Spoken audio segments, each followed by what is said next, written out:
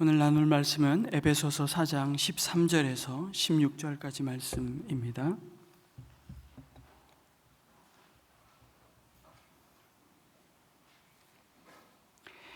에베소서 4장 13절부터 16절까지 우리 합독하겠습니다. 시작.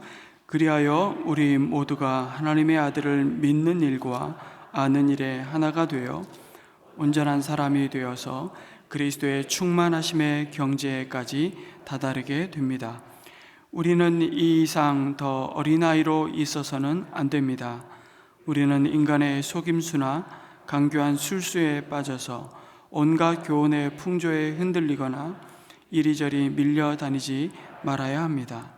우리는 사랑으로 진리를 말하고 살면서 모든 면에서 자라나서 머리가 되시는 그리스도에게까지 다다라야 합니다. 온 몸은 머리이신 그리스도께 속해 있으며 몸에 갖추어져 있는 각 마디를 통하여 연결되고 결합됩니다. 각 지체가 그 맡은 분량대로 활동함을 따라 몸이 자라나며 사랑 안에서 몸이 건설됩니다. 아멘. 여러분, 우리는 가정교회의 핵심 가치이고 또 원칙인 네 가지 기둥에 대해서 어제까지 나눴습니다. 한번 복습해 보겠습니다. 첫째는 교회의 존재 목적입니다. 영혼을 구원하여 제자 만드는 것을 교회 존재 목적으로 삼습니다. 두 번째 기둥은 제자 훈련 방법이죠. 가르치는 것이 아니라 예수님처럼 삶으로 보여주어 제자를 만듭니다. 셋째는 성경적인 교회 사역의 분담입니다. 목회자는 기도하고 말씀을 전하고 리더십을 발휘하고요, 성도들을 온전케 하며 성도들은 목양을 하고 교회를 세웁니다. 그리고 마지막 넷째 기둥은 섬기는 리더십입니다. 남을 성공시켜 주는 것을 리더십의 목표로 삼는 것이죠. 이 네 가지 핵심 원칙이 이 네 기둥으로 컴퓨터로 치면 소프트웨어에 해당한다고 말할 수 있습니다. 그리고 컴퓨터의 하드웨어에 해당하는 것이 오늘부터 살펴볼 가정교회의 세 축입니다. 여러분, 인간에게는 지정의가 있습니다. 알고, 느끼고, 원하는 능력이죠. 진정한 회심이나 영적 성장을 위해서는 이 세 가지를 골고루 다루어 주어야만 하는 것입니다. 가정교회는 이 세 가지 면을 균형 있게 충족시킵니다. 목장 모임은 인간의 정적인 면을 만져주는 곳이죠. VIP들은 목장 모임을 통해서 예수 믿는 사람들이 살아가는 그 모습과 목장 가족들의 섬김을 맛보면서 감동을 받아 교회에 대한 거부감과 또 불신, 때로는 막연한 두려움이 사라지는 것입니다. 그러나 여러분, 감동을 받았다고 예수님을 믿게 되는 것은 아니더라고요. 복음에 관한 바른 정보가 그들에게 제공되어야 합니다. 이런 참된 배움이 주어지는 자리가 상공부입니다. 사람의 지적인 면을 만족시켜주는 상공부는 여러분, 생명의 삶을 비롯한 필수 상공부를 통해서 복음을 이해하게 만들고 신앙의 근거를, 바른 근거를 마련해 줍니다. 그래서 이 신앙이 계속 자라도록 돕는 역할을 합니다. 그리고 마지막 축은 주일 연합 목장 예배이죠. 모든 목장 가족들이 주일에 함께 모여서 하나님을 예배하며 하나님의 임재를 체험하며 하나님 앞에서 믿음의 결단과 삶의 순종으로 나아가는 의지적인 면을 만족시켜 줍니다. 이렇게 사람의 지정의가 삶 공부와 또 목장 모임과 주일 연합 예배를 통해 충족되면서 온전한 영적 변화와 성장을 통해 예수 그리스도의 제자로 세워져 가는 것입니다. 삶 공부를 통해서 여러분, 교회, 가정, 직장, 삶의 모든 영역에서 진정한 그리스도인의 삶이 무엇인지를 우리는 배우게 되는데, 목장에서 이를 실제로 적용하고 연습합니다. 또 목장에서 이러한 배운 삶을 가정과 직장에서 실천하다가 때때로는 우리는 영광스러운 상처를 받기도 하고 고통을 겪기도 합니다. 우린 좁은 길을 걸어가는 그리스도의 순례길을 걸어가며 때때로 좌절하고 낙심하기도 합니다. 그때 우리는 주의 이름으로 함께 목장을 통해서 모이는 곳을, 그 삶 나눔을 통해서 서로가 서로를 위로하고 격려하며 치유받는 것이죠. 그리고 주일 연합 예배를 통해 성도들이 하나님의 임재를 체험하며 새 힘을 얻어 새롭게 헌신을 결단합니다. 여러분, 이 세 가지는, 이 세 축은 따로따로 분리될 수 없습니다. 유기적으로 연결되어 있는 가정교회의 가장 중요한 세 축이죠. 이 세 축 가운데 오늘 새벽 삶 공부에 대해서 조금 더 나눴으면 하는데, 여러분, 우리 교회 삶 공부가 얼마의 성도님들이 참여하는 것 같으십니까? 나와 있듯이 평균적으로 매 기수마다 전체 성도의 5분의 1 정도 참여하시더라고요.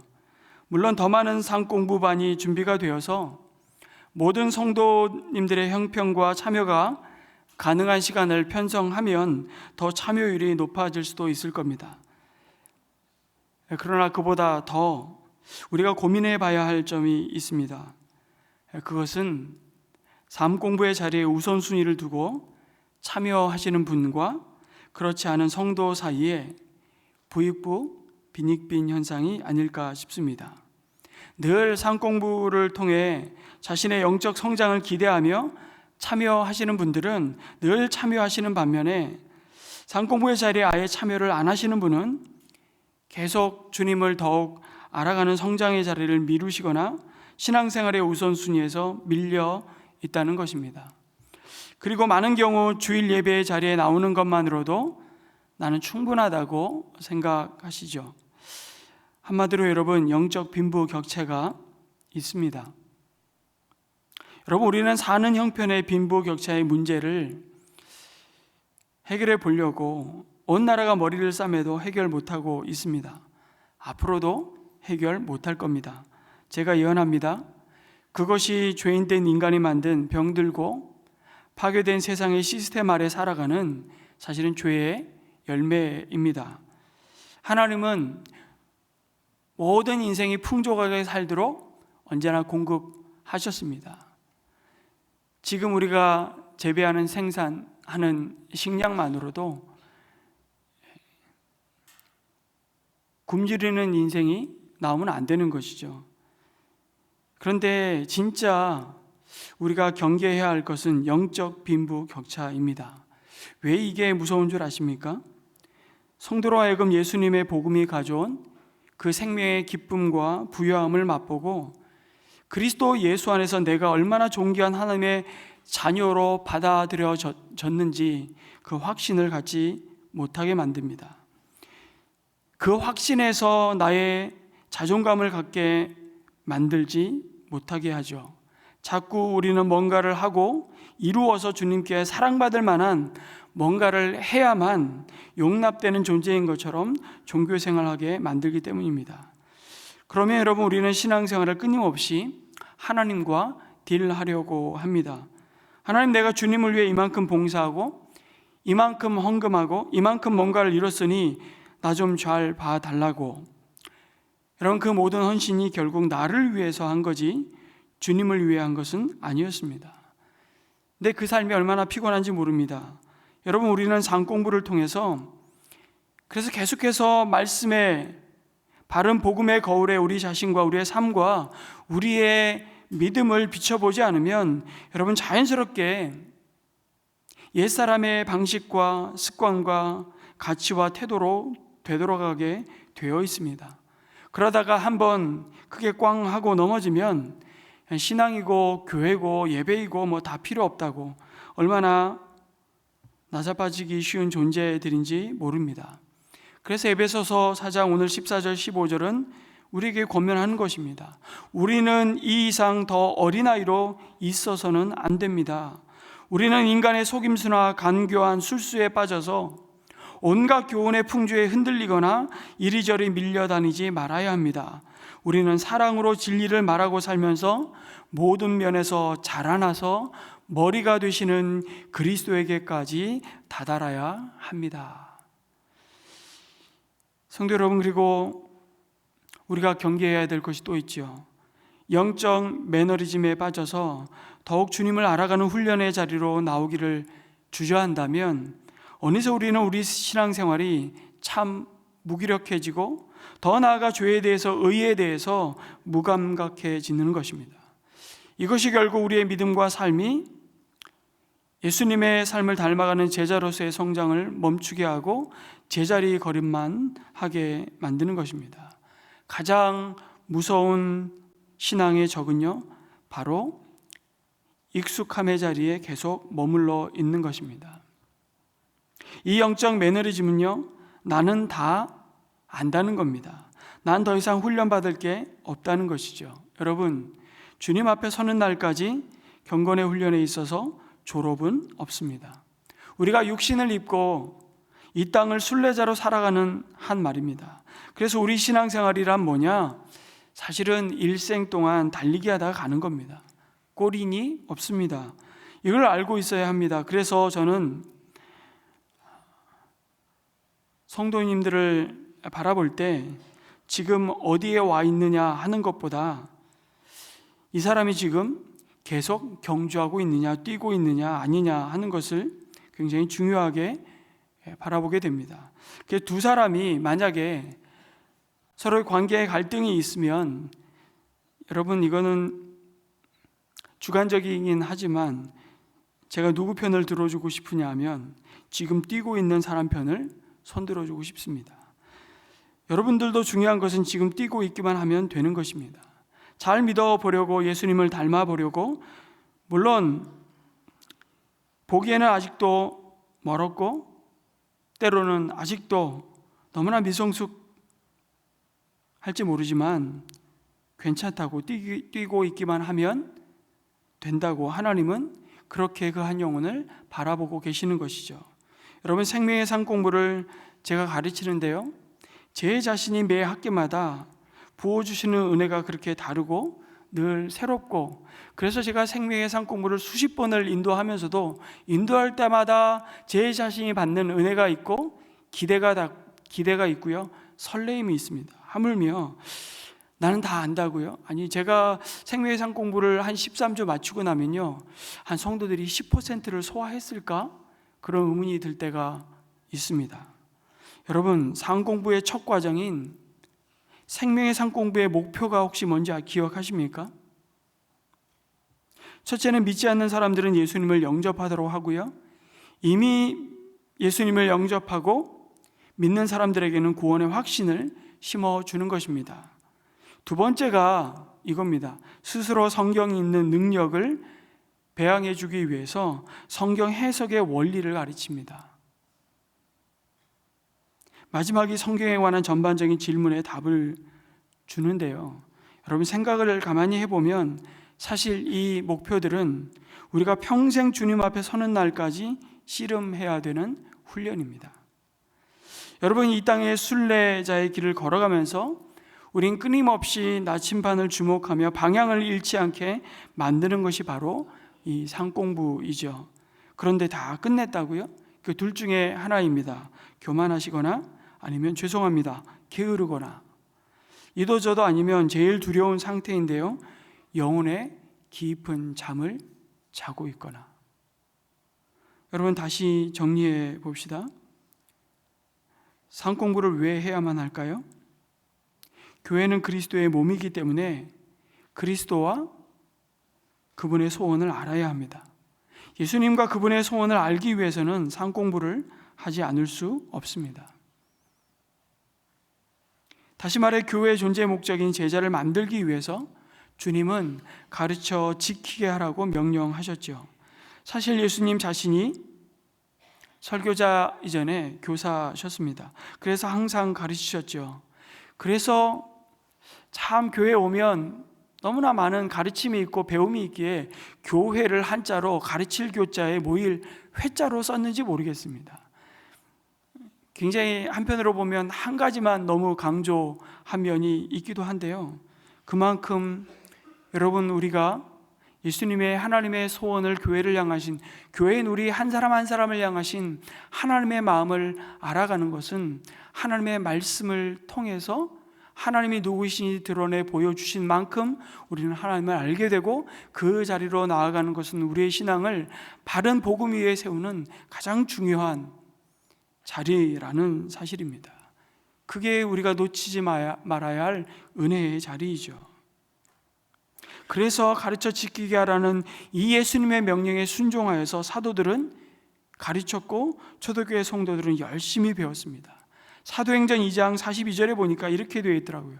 그들은 사도들의 가르침에 몰두하며 서로 사귀는 일과 빵을 떼는 일과 기도에 힘썼다고 증거합니다. 교회가 주님이 원하시는 교회가 되기 위해서는 반드시 가르치고 배워야만 합니다. 그런데 어떤 사람이 상 공부에 부담을 느끼거나 참 거부 반응을 보이는 것을 이해하게 되는 경우가 있는데요. 그게 언제냐면 상 공부를 하면서 말만 많아지거나 교만해지는 것을 보는 경우입니다. 그러나 가르치고 배우는 자체에 여러분 부담을 느끼거나 거부 반응을 보여서는 안 됩니다. 잘못된 성경 공부를 거부해야지 성경 공부 자체를 거부해서는 안 되기 때문이죠. 성경을 공부하지 않으면 여러분 다시 말씀드리지만 어떻게 하나님과 그리스도에 대해 알 수 있겠습니까? 성경 공부 없이는 영적 답보 상태에 빠져서 참 재미없고 메마른 신앙생활을 할 수밖에 없습니다. 여러분 영적 성장이 멈추는 것은 그런 의미에서 재앙입니다. 다른 것이 재앙이 아니고요. 어떤 분들은 공부라는 단어 자체에 부담을 느끼기도 합니다. 난 공부하고는 담 쌓았어. 난 공부에 별로 취미가 없어. 여러분 가정교회 성경 공부는 지식을 축적을 목적으로 하는 것이 아니고요. 삶의 변화를 목표로 합니다. 그래서 높은 지적 수준이나 교육이 필요하지 않습니다. 생명의 상 공부예요? 제가 상 공부를 인도하다가 알았습니다. 연세가 좀 있으신 분, 이번 학기에도 80, 90이 넘는 분도 오셨는데 예전에 한 분이 연세가 꽤 있으셨는데 한 학기를 은혜 가운데 마치셨습니다. 근데 글자를 못 읽으시고 글자를 모르시는 분이었어요. 조용히 저한테 와서 과제를 내기가 참 어렵다고 말씀을 하시더라고요. 저는 왜 그러신가 했더니 글을 모르셨던 겁니다. 많지는 않으시지만 제가 과제를 다른 방법으로 내드렸습니다. 정말 성실함으로 그 과정을 은혜 가운데 마쳤습니다. 얼마나 그 성도님에게는 큰 믿음의 담력을 얻게 된 시간이었는지 모릅니다. 여러분 성실함만 있으면 됩니다. 그래서 이름도 말 그대로 상 공부입니다. 그래서 상 공부는 삶의 변화를 반드시 가져와야 하는 것이죠. 그런데 상 공부 해봐도 사람 잘 안 변해. 그렇게 말씀하시는 분들이 계실 겁니다. 내 일면 맞습니다. 그런데 그 변화를 누구의 관점에서 보느냐에 따라 여러분 전혀 다른 이해가 생깁니다. 예를 들면 하나님은 변한 것을 지금도 바라보십니다. 근데 우리는 자꾸 서로를 비교하면서 변하지 않고 옛사람의 습관과 어두운 면만을 자꾸 보려고 하죠. 그러면서 아직도 변한 것이 하나도 없다고 말합니다. 아닙니다. 하나님은 상공부를 통해서 훈련자의 생각과 그 마음과 가치관과 삶의 우선순위를 지금도 변화시켜 가고 계십니다. 다만 다른 사람과 비교했을 때 그것이 눈에 확 들어오느냐 그렇지 않느냐의 차이일 뿐이죠. 그럼 왜 그런 차이가 있나? 제가 자주 말씀드리지만 여러분 인격이 이렇게 잘한다고 한번 가정해 봅시다. 어떤 사람은 이미 예수 믿기 전에 인격이 참 훌륭한 분들이 있습니다. 근데 그게 마치 우리가 보기에는 믿음이 좋은 것처럼 보이는 거죠. 여러분 그렇지 않습니다. 믿음과 많은 경우에는 그것이 그 삶의 성품으로 드러나지만 그것이 꼭 일치한다고 볼 수는 없죠. 어떤 사람이 예수 믿기 전에 참 훌륭한 가정에서 좋은 지지를 받으면서 그 삶에 공급되어지는 것들이 너무 많았어요. 근데 전혀 다른 환경과 형편에서 자란 사람들이 있죠. 어떤 사람은 참 그 상황을 보면 삶에 지나온 인생의 굴곡을 마주하게 되면 이분이 참 예수 믿는 게 은혜이고 정말 기적이구나, 그런 생각을 갖게 되는 분들이 있습니다. 이 사람에게는 변하는 것이 정말 우리에게는 아무렇지도 않은 정말 상식적인 삶의 태도이고 모습이지만 그분에게 혁명적인 변화입니다. 그런데 다른 사람들이 볼 때는 예수 안 믿는 사람보다 못한 것처럼 보이는 것이죠. 그래서 비판하기도 합니다. 그런데 하나님은 그렇게 안 보십니다. 아직도 부족하지만 그래도 이전에 비해서는 이만큼 변했다고 그 변한 부분을 보시고, 하나님은 이 변한 모습을 보시고 상 주십니다. 교회에서 보면 여러분 보시기에는 어떨지 몰라도 전에는 정말 형편없는 사람이었는데 예수 믿고 난 다음에 정말 엄청나게 바뀐 사람들이 많습니다. 이렇게 과거가 너무 어둡고 오랜 삶의 악습에 젖어 있었고 이런 사람이 믿음 자라는 게 얼마나 어려운 줄 아십니까? 그런 데서 이렇게 자란 것이 하나님 눈에 얼마나 이쁘게 보이겠습니까? 그러나 사단은 언제든지 완전주의로 비교를 하죠. 사단은 완전이라는 자로 잽니다. 그래서 넌 10년 예수 믿었다면서 아직도 그 모양이냐? 이게 사단의 눈이죠. 하나님의 눈은 뭔가 하면 10년 전에 비하면 많이 변했다. 이게 하나님의 눈입니다. 시선이죠. 우리가 하나님의 시선으로 자신을 보고 이웃을 바라봐야 되는 것입니다. 그래서 지금 우리 성도들이 어디에 와 있느냐, 말씀드린 대로 썩 중요하지 않습니다.